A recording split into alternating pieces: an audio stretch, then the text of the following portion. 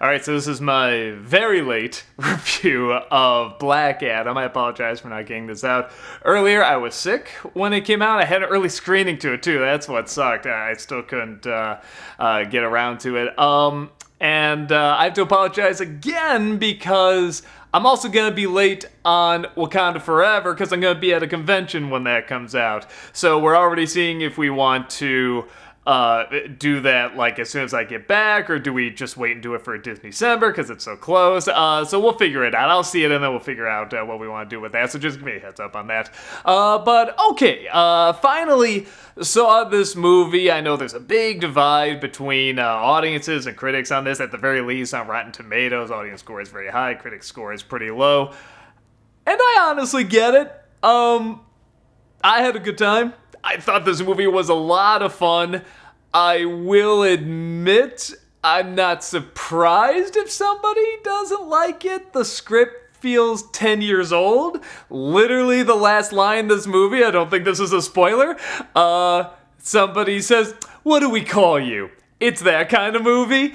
But what I like about it, despite the fact that it has a lot of familiar elements and stuff you've seen a million times in other comic book movies, there's two things that I think really do elevate it and make it a good time.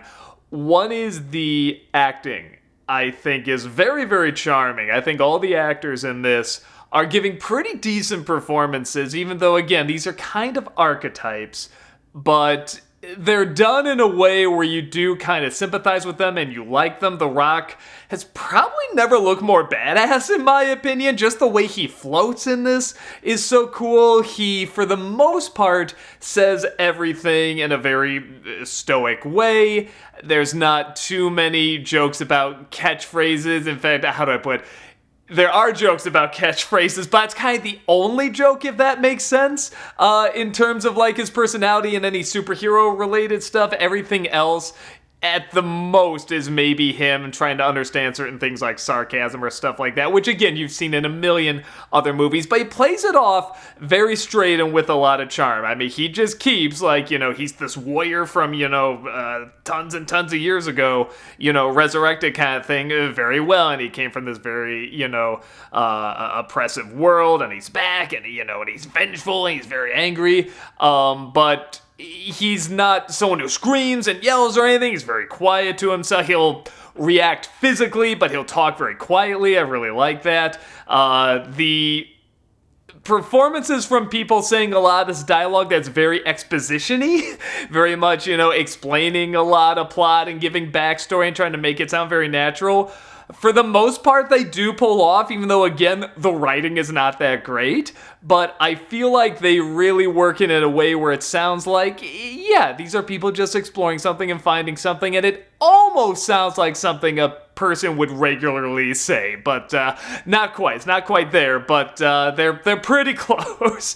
And even the word like Shazam, I mean, you see the little lightning bolt on there, this is connected to Shazam a little bit. In the movie Shazam, whenever they say it, it's goofy. It's a bright red uniform, and, it's little kids turning to heroes as, all his pals turn to heroes and stuff like that. This one's supposed to be more aggressive and gritty, and even when I think, this woman's supposed to summon him, and the way she says it, she says, Shazam, like that, it doesn't sound corny. It doesn't sound like a kid's comic book, you know what I mean? The way she says that almost sounds like an ancient word, you know what I mean? So there's a lot of that. And on that note, I think the second thing that, for me, really saves this movie is the style. It really is a style over substance film. But I'm okay with that if the style is good and the substance isn't too bad, or the substance is not annoying. Let's go with that. Because like I said, there are a lot of familiar notes that the script hits in here, but with the charming actors and the fact that this has a real good adrenaline rush to it. I mean, about 2/3 of this movie is action. I was gonna say, like, is the majority of it action? I was going over in my head, I'm like, yeah, it is. But it always feels like everything that happens, they kind of move on to the next thing in just the right amount of time you want them to. With the exception of the climax, but we'll get to that in a bit. I the best movie I can compare this to, and maybe this will give you an idea if you'll like it, is that it reminds me of the first Michael Bay Transformers movie, which I do like the first one. I'm not going to say like that's a great movie or anything, but it's a little bit more like that if the focus actually was on Optimus Prime.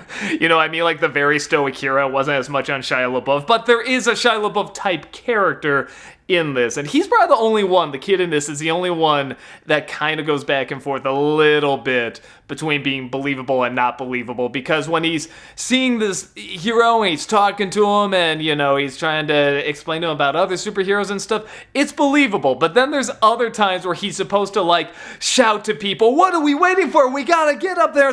But he's still doing it in the same tone of, like, wow, this is really neat. Okay, I really like this. Wow, a superhero. And, like, he doesn't mix it up that much. So that's, like, the one critique I have about the acting in this, is mainly from that one kid. But I think it's kind of the same look as that first Transformers movie. It's kind of the same momentum. It's kind of the same pacing, where there is kind of a quickness to the story, but never feels too rushed. It feels like it just wants to get to the meaty greedy of it. You know, the meaty... What is this? Is it meaty gritty? I don't know what that is. Anyway, it just wants to get to the meat of the story. It just wants to get to what's important in the scene, even if that means character as well. Like, it will still focus on character. It'll just do it in a very kind of tight-knit way, but in a way that still looks, like big and powerful and booming. And, the effects in this are very good to a point where, even though we've seen a lot of this stuff a lot of times, they still have a real impact in that you feel every punch. You have a scene where, like, tell me this sounds familiar, this giant jet is lifting up from underground outside this giant mansion, and everything has to move out of the way. It almost looks Blackbird-ish, if you will, and flies off. I mean, and I don't know what came first. It's not really that big a deal. But I'm saying, even when the things move out of the way, there's like a little statue, a little hawk statue that, moves out of the way like this. But even though it moves very fast, the way it moves and the way the effects are, you feel the weight of this thing. And I think that's why I was still having a pretty good time. Most of the effects I felt the size and weight of. And I think that does play a big part in a film like this if you're going to enjoy it. Because a lot of comic book films, I'll give a little leeway if the effects are a little lame. Again, it's comic books and stuff like that. But with something like this where it's a lot of the focus and you have a character that's really angry and vengeful and wants to beat the shit out of anyone he comes in contact with, you want the hits to feel really, really good. So they do in this. And the effects are pretty much exactly what I think a film like this requires. I say that this kind of goes back a bit. In terms of the acting and the charm of it, you got Pierce Brosnan in this, who's a character that can kind of see the future. They kind of just throw in this super team out of nowhere that I never even heard of. I mean, again, I know some DC, but I do not know the Justice Society. I know Justice League. I don't know if it's like the baby version. I'm not sure. But they all work well off each other. I liked hearing about them. They definitely have the scene where it's like, there's trouble brewing over here. It's like, I got just the team. Who were you thinking? And you go down the line, giving the backstory of every person. See, maybe that's the thing. These are very old cliches. Definitely old in terms of, like, comic book movies. And like I said, the script feels like 10 years old, but they're kind of the cliches I like in a film like this. This is definitely a turn your brain off movie, but as I say, there's a right way to do that too. There's still something has to get some joy out of it, and I did get a lot of joy out of this movie. And Pierce Brosnan in this really plays it like a guy who's just tired, and this was sarcasm, and The Rock tries it, and he says, that was sarcasm. He goes, no, that was a lie. Like, he's trying to tell him the difference, but he's only kind of half doing it at the same time. Like, everything he does, he's exhausted, but he's still in the story. He's still trying to help, and especially when we get to the end, you kind of see there's a reason he's like this. There's also one or two good surprises in this, too, that I didn't see coming, in terms of some of the backstory and such. So it did keep my attention, definitely well enough. Even something like Hawkman's costume. Now, Hawkman is a character that looks good in the comics, but even then, just good. He doesn't look great. He's not like a great looking character. You sort of see him and go, oh, okay, I guess that's what I imagine a Hawkman would look like, and all right. But how you gonna do that in live action? I thought they made this suit look pretty damn good. And again, you really kind of feel the weight of it. It's got like the gold, got glimmer on it, and the shine, and the reflection, and everything. It looks heavy, and he looks like a guy that could, run around and fight in it and stuff like that. So a lot of the film's enjoyment does come down to just the look and the momentum and the acting. The only part where I started to lose it is the last third. This movie's about a little over 2 hours long. I feel like it could have been an hour and a half. And this movie doesn't necessarily do a surprise climax, but it makes it look like you're on your way to the climax. And quickly they make it clear, no, this isn't. We're not here yet. But you're just about getting ready to wrap up, because again, I feel like we're getting close to the hour and a half mark when they're on their way to that, what you think is going to be the climax, and then it's not. And after that, even when interesting stuff did happen, I was kind of ready to check out, and part of that might be the villain in this is kind of lame.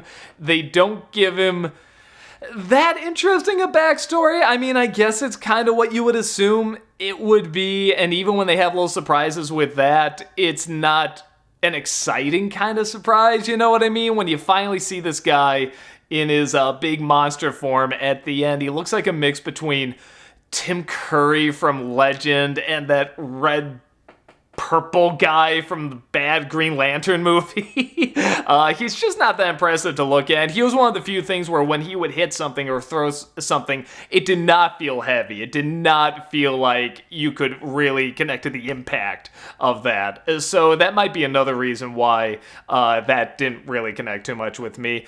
I was also impressed too, with a lot of these superhero movies, they either stay in, one city that's very big and has a lot of different locations, and even then there's a lot of different sets that they go to in different parts of the world and stuff like that, or it's a character that goes just all over the world, all sorts of different, exotic locations and stuff like that. This mainly stays in one spot. And that's important to know going in. Again, if I just had to tweak something here, I would say maybe I would change the time of day in the city, because it does all you start to get a little too familiar with this city and the way it looks. It starts to just kind of wear on you a little bit. You kind of want a different color palette. You want a different location. And in the last third, in the big climax, they do at the very least change up the color scheme. They have it, I think like a different time of day or something like that. Sometimes they'll go like into this jet where they'll be planning what to do next and everything, but it's not often. That's like, again, it's a little nitpick, but it is important to know going into this if you're thinking like, well, I mean, this character can fly. This is the same world as like, Superman can go anywhere and stuff like that. Just know you're mostly in one city, but it is a pretty cool city where you want to see things like, people get thrown into stuff and buildings fall over and all that stuff. Again, it has a very Michael Bay Transformers feel to it. It's just like it's always kind of permanent sunset, you know what I mean? So, I had a good time with this movie. I'd be lying, though, if somebody was like, yeah, no, I can point to a million things wrong with it, or a million things that are dated. I agree. I totally agree. But the charm of the actors, the style and adrenaline, slash the pacing of it for the most part. Like I said, the last third is where I started to get a little bored. But overall, the pacing of it surprisingly works okay. Like I said, I think there's a sense they just always want to keep the story moving, definitely along. And they have a musical score always under it that sounds like a Michael Bay musical score and stuff like that. So if you're a fan of that, even though it's a turn your brain off kind of movie, I think you'll like this okay. If you're definitely looking for a movie that's going to challenge you a little bit more, or even just give you something new, it really isn't that. It doesn't give you anything new, but it does old tricks in a fun way, a way that I think is very enjoyable.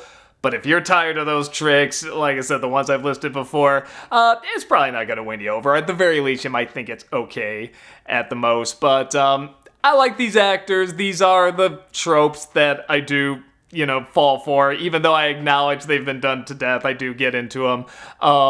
I'll be curious to see, without going to spoilers here, I'll be curious to see what they're going to do with the character that appears in the mid-credit sequence there, because they also designed him a little differently. And kind of the musical score they have, you kind of go, oh, okay, well, what direction are we going in with this now? Because for whatever reason, I guessed that mid-credit sequence, like even before people were talking about it, I'm like, I bet this is gonna happen. I don't know why. I know nothing about Black Adam. I just had a feeling this was gonna happen. And when it did happen, I actually was shocked how many more questions I was asking about what they could do with this. So it'll be interesting to see where they go with that. But I had a good time. What did you all think? I know it's like weeks old now, but maybe that'll give you more time to process it as well. If this was a film that, you really got into and had a great time with, or the cliches just way too stupid, way too tired, and you just are so sick of this, and you're sick of superhero movies in general, you just want to, friggin' throw in the towel on this, or are you somewhere in between in terms of you just think it's okay? I think most people are saying it's okay. Most audience members either say, that was a good time, or yeah, that was okay. Like, I haven't met anyone that hates it yet. Like, the only people that hate it are, usually critics, and again, I get it. And even some of the critics are like, yeah, it's not terrible, it's just meh. So, I'd love to know your thoughts on this movie. Apologies again for Wakanda Forever going to be late, but I will definitely get around to it. That's about it. I'll see you next time.